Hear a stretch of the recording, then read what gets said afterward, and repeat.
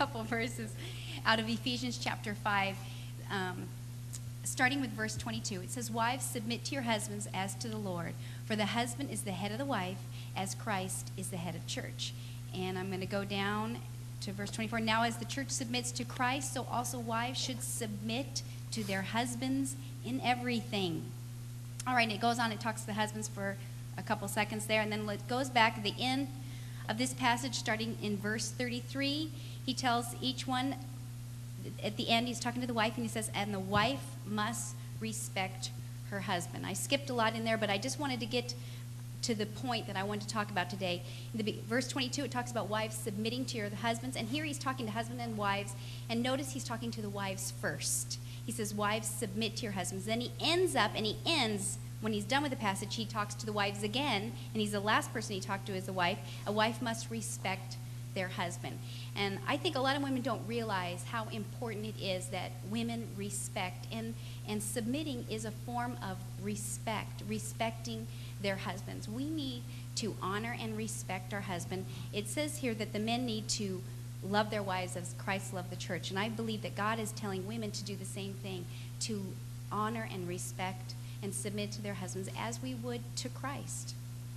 Now, we need to realize that God here is telling men to love women, but he's telling women, again, to respect their husband. He doesn't have to tell us to love him, because loving comes, I think, easy and natural for us. But I think more importantly, he's telling us that because it's more important for men to be respected than it is for them to be loved. I think it's respect for men translates into love. Nowhere in that verse does God tell the women anywhere. I looked, I read it over and over and over, and I could not find it. God didn't tell us to respect them and to submit to them if they deserved it. Nowhere in there does it say that. I looked, and I looked through the concordance, I looked at, cross-reference, but I couldn't find it anywhere. It does not say anywhere that if they deserve it. Because do men automatically always deserve our respect, our husbands, and to be submitted to? No, they don't automatically, except for you, honey, always deserve that. But God didn't tell us whether they deserved it or not. And ultimately, ladies, if we're going to be obeying God, if we're going to be honoring God, that's exactly what we need to do to our husbands, is honor them and submit to them. Now, the word respect, the Greek translation in this passage, actually means to be in awe of and to revere. Now, think back to this past week. How many times did you, wives, ever honor, in awe of, or revere your husband when you walk through the door?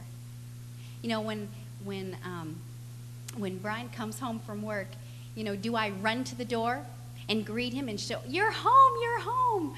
Well, I tell you, our 3 and 4 and 5-year-old kids, what do they do? What do little children do when, mom or dad or grandma or papa come home? They run to the door excited. Now, when your husband walks in the door, are you excited to see them, and do they know, or are you like, "Oh, you're home. Nice to see you. Did you have a good day?" No, we need to honor and...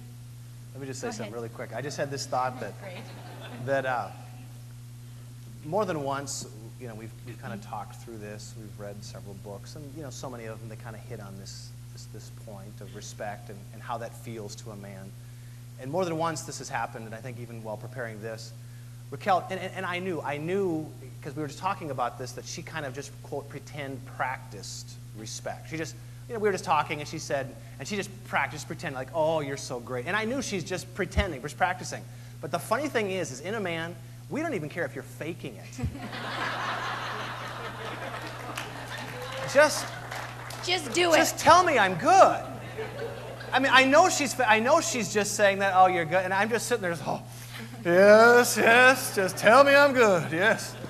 I mean, literally, I'm just feeling, I can take the world, yeah. And it's true. He really does feel that way. All I have to do is just tell him he's good. And then on the other hand, if I belittle him or nag him, what does that do? That totally deflates a man to be belittled or nagged.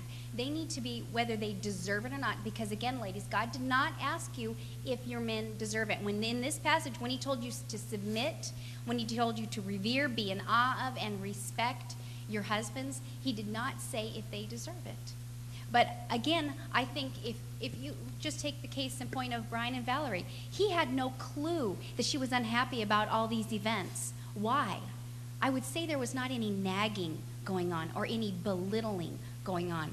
And I think that's one of the reasons they're still together today, because I know some of these instances, and some that he hasn't read on here, a lot of women would not stay with what had gone on there. They would not put up with it. They would certainly not nag about it, right? Or at least not mention it one time.